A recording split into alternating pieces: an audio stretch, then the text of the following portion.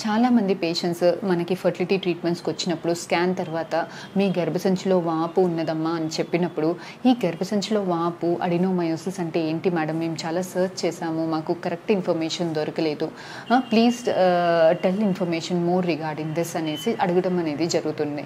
So అలాంటి patients గురించి ఈ వీడియో అనేది ఈరోజు మనం చేస్తున్నాం.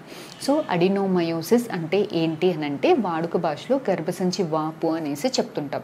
సో ఇలా వాపు ఎందుకు వస్తుంది, ఎవరికి వస్తుంది అని అంటే గర్భసంచి లోపల యూజువల్గా మనకి లోపల ఏం జరుగుతుంది ఫీమేల్ బాడీ లోపల అంటే నెల నెల ఎగ్ అనేది పెరుగుతుంది. ఎగ్ పెరిగేటప్పుడు హార్మోన్స్ రిలీజ్ చేయడం వల్ల గర్భసంచి లోపల పొర డెవలప్మెంట్ అనేది చూస్తుంటాం. సో ఈ ఎగ్ ఫర్టిలైజ్ అయ్యి బేబీ తయారీ అయ్యి ఈ పొర లోపల అతికి ప్రెగ్నెన్సీ రావడం అనేది మనం చూస్తుంటాం. ఒకవేళ ఇలా బేబీ తయారీ అవ్వలేదు అని అంటే నెక్స్ట్ 15 డేస్లో ఈ పొరంతా బయటికి బ్లీడింగ్ రూపకంగా మెన్సెస్ రూపకంగా బ్లీడింగ్ అనేది గర్భసంచి ముఖద్వారం నుంచి బయటికి వచ్చేస్తుంది. ఈ అడినోమయోసిస్ ఉన్న కండిషన్ వాళ్ళల్లో ఏం జరుగుతుంది అని అంటే ఎప్పుడైతే లోపల లైనింగ్ పొర డ్యామేజ్ అయింది అన్న సిచ్యువేషన్స్లో బ్లీడింగ్ బయటికి రావడం మాత్రమే కాకుండా గర్భసంచి మజిల్ టిష్యూస్లో కూడా బ్లీడింగ్ అనేది మనం గమనిస్తుంటాం.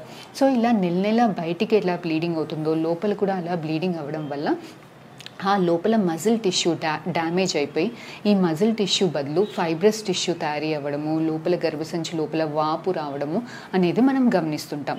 ఇలాంటి పేషెంట్స్కి నెలసరి వచ్చినప్పుడు చాలా బ్లీడింగ్ హెవీగా అవ్వడము, విపరీతమైన పెయిన్ కంప్లైంట్ చేస్తుంటారు. సో ఇలాంటి పేషెంట్స్ చాలామంది పిల్లలు కావాలి అని లోపల ఆ కోరిక ఉన్నా కూడా పెయిన్ తట్టుకోలేక చాలామంది హిస్టెక్టమీ చేసేయండి, గర్భసంచి తీసేయండి మేడం, ఈ పెయిన్ తట్టుకోలేకపోతున్నాము అనేసి చాలామంది పేషెంట్స్ కంప్లైంట్ చేస్తుంటారు.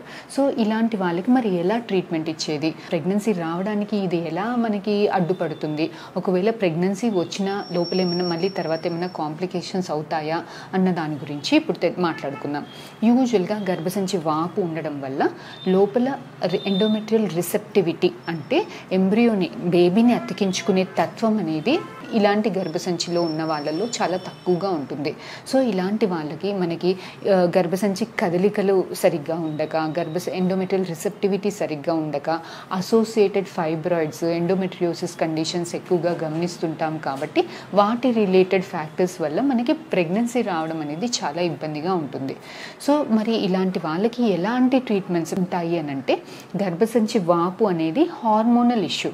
సో ఎగ్ పెరగడం వల్ల మనకి నెల నెల లోపల పొర కూడా పెరిగి ప్రెగ్నెన్సీ లేకపోతే బ్లీడింగ్ అవుతుంది. సో ఎగ్ పెరగకుండా మనం హార్మోన్స్ తోటి సప్రెస్ చేసినప్పుడు లోపల ఒంట్లో హార్మోన్స్ అన్నీ మనం సప్రెస్ చేసినప్పుడు లోపల పొర కూడా ఎండిపోయి మనకి ఇలాంటి సిమ్టమ్స్ అన్నీ తక్కువగా ఉంటాయి.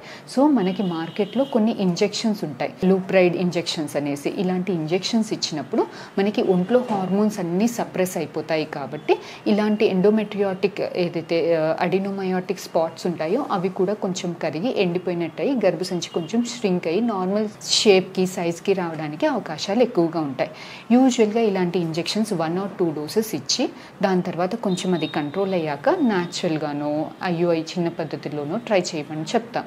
కాకపోతే ఎవరికైతే ఈ వాపు కండిషన్ ఎక్కువగా ఉంది, 2 ఇంజెక్షన్స్ కన్నా ఎక్కువ డోసెస్ అవసరం పడుతున్నాయి, ఇలాంటి వాళ్ళకి మనకి ఎక్కువ డోసెస్ ఇచ్చినా కొద్దీ ఒంట్లో హార్మోన్స్ చాలా సప్రెస్ అయిపోతాయి. కాబట్టి ఎగ్స్ అనేవి న్యాచురల్గా స్వతహాగా పెరగడానికి చాలా ఇబ్బంది అవుతుంటాయి. సో ఎగ్గే పెరగకపోతే చిన్న ట్రీట్మెంట్స్లో అంటే న్యాచురల్గా ఐయుఐ పద్ధతిలో మనకి ప్రెగ్నెన్సీ రావడం అనేది చాలా డిఫికల్ట్ అవుతుంది.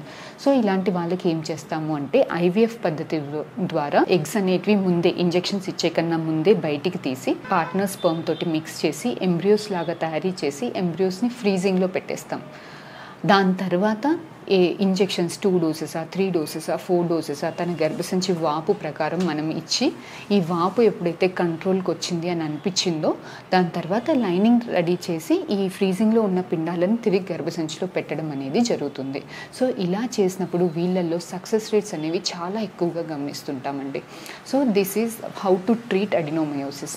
మరి ఇలా చేసుకొని రేపు మనకి ప్రెగ్నెన్సీ వచ్చాక ఏమైనా ఇబ్బందులు అవుతాయా మేడం అని చాలా కామన్ డౌట్స్ అడుగుతారు అడుగుతుంటారు పేషెంట్స్. ఎస్ అండి, అడినోమయోసిస్ మనం ఎంత ఇంజెక్షన్స్ ఇచ్చి కంట్రోల్ చేసినప్పటికీ కూడా కంప్లీట్గా క్యూర్ అయితే చేయలేము. సో ఇలాంటి పేషెంట్స్ కన్సీవ్ అయినప్పుడు మనకి అబార్షన్స్ అయ్యేదానికి అవకాశాలు ఎక్కువగా ఉంటాయి.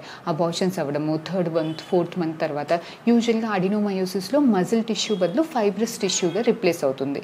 సో ఇలాంటి వాళ్ళకి మనకి యూజువల్గా నాన్ ప్రెగ్నెంట్ యూట్రస్ 6 సెంటీమీటర్స్లో ఉంటుంది.